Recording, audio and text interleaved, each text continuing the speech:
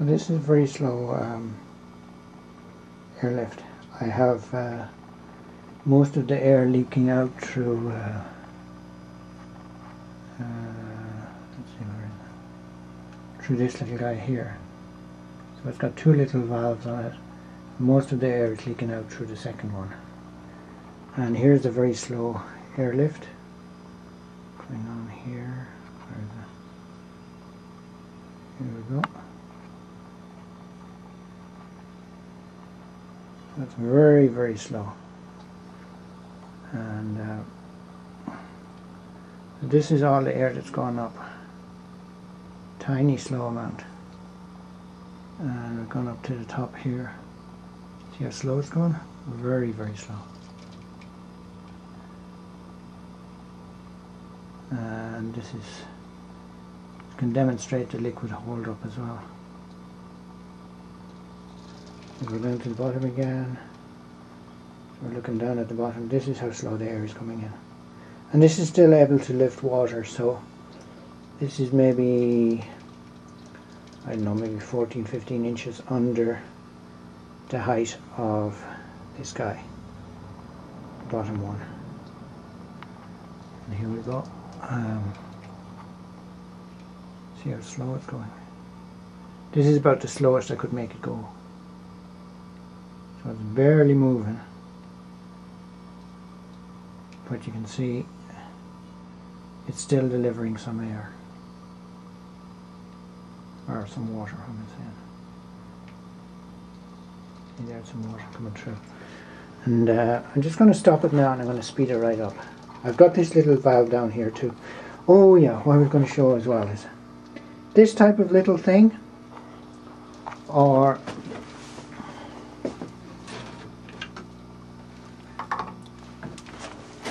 I've also used this type, the bigger type here.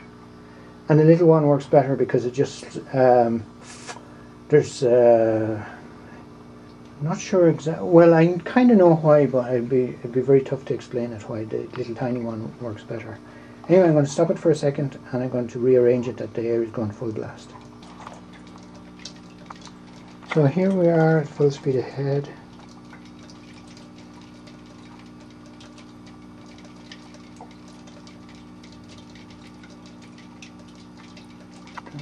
Focus. We've gone so fast that we're having trouble focusing on the bubbles. So even though this is maybe going 5-6 times as fast, it's not delivering 5 or 6 times. Well, maybe it is.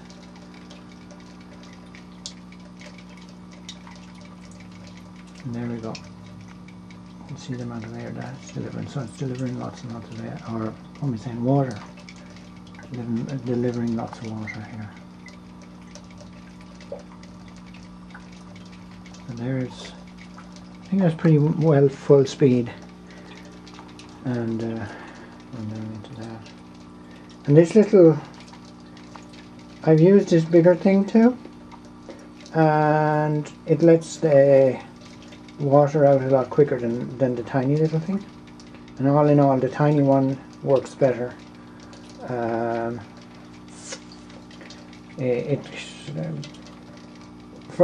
For the purposes of someone with a Windowfarm, I think the tiny one would work better.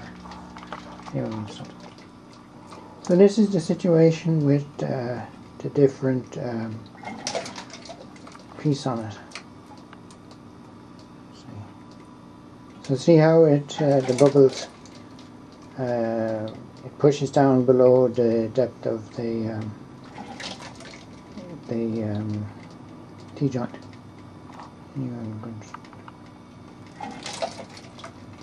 It's getting a little dark now, but you can see it's a totally different movement. We're coming up higher now.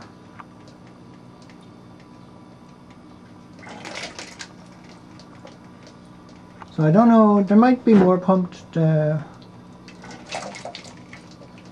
it's a totally different movement.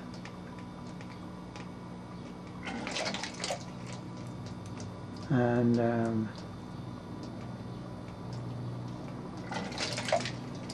I don't know if it's pumping more or less. But that's the difference anyway between having the large T-joint and the tiny one. There's the large one. And I just pushed the pipes in. I joined a few pipes together, and here is this. And we can raise up. I raise up the T-joint and just show you the difference when it's raised up. And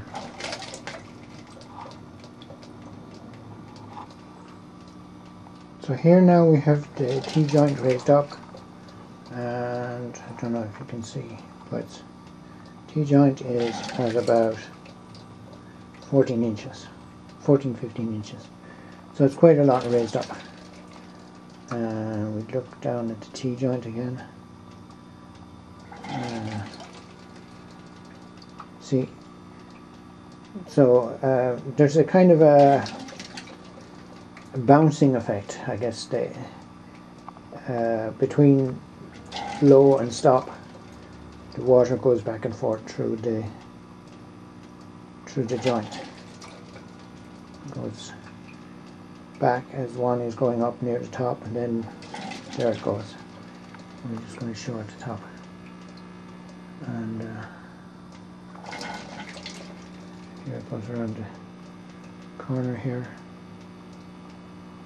Going up higher now.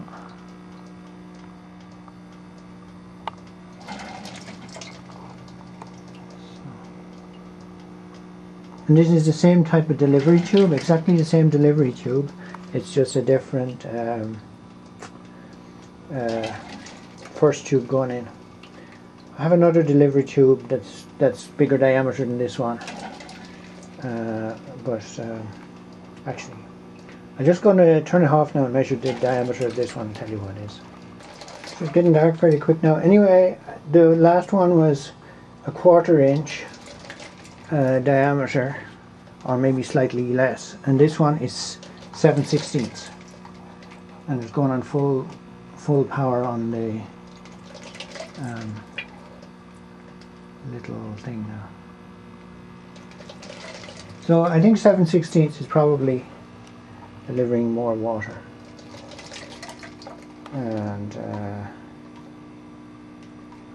let's see, the cycling thing is not happening so much, I think.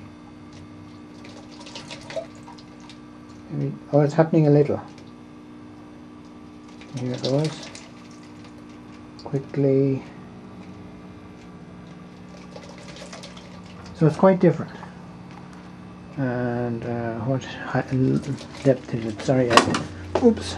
I moved my little ruler thing, which I shouldn't have done. Anyway. Oh, so it's a little bit deeper. So it's about 1.5 feet deep. I'll just raise it up here and see what happens. So I've raised it up quite a bit now. And let's see what you're seeing.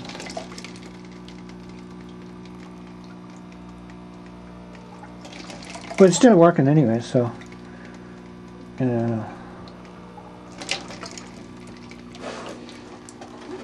so yeah, this is at about, it's about 18 inches deep. So your submergence is 18 inches.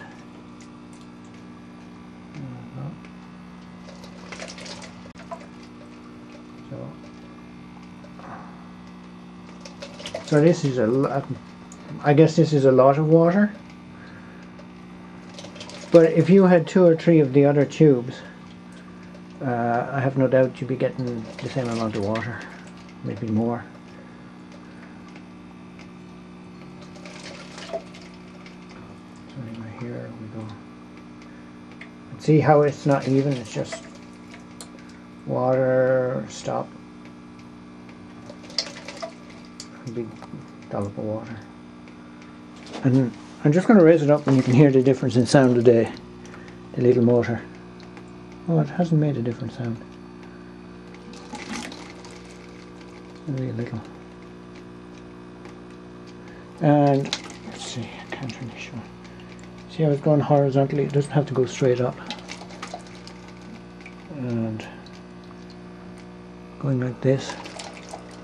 Is it delivering less? Probably delivering less. But I just want to show you, oh, I don't know where I'm pointing.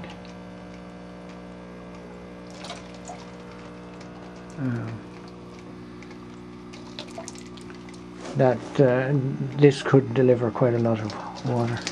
So I'll just go to my battery. So this little battery is, there's a charge controller somewhere, forgotten where it is, coming down to this thing.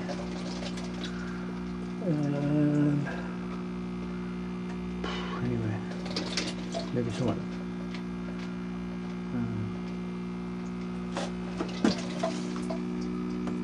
Anyway, so there's a little battery, and if I left it on all day, I'm sure the thing would discharge the battery. And so I got to figure out some way of keeping the voltage, once it goes below say 11.5 volts, have everything shut off. But because all these little aquarium pumps work off of an inverter, which is a silly way of doing it, but I don't know of any 12 volt air pumps for aquariums. If I had, that would be nicer for sure. Anyway, I'm going to stop it.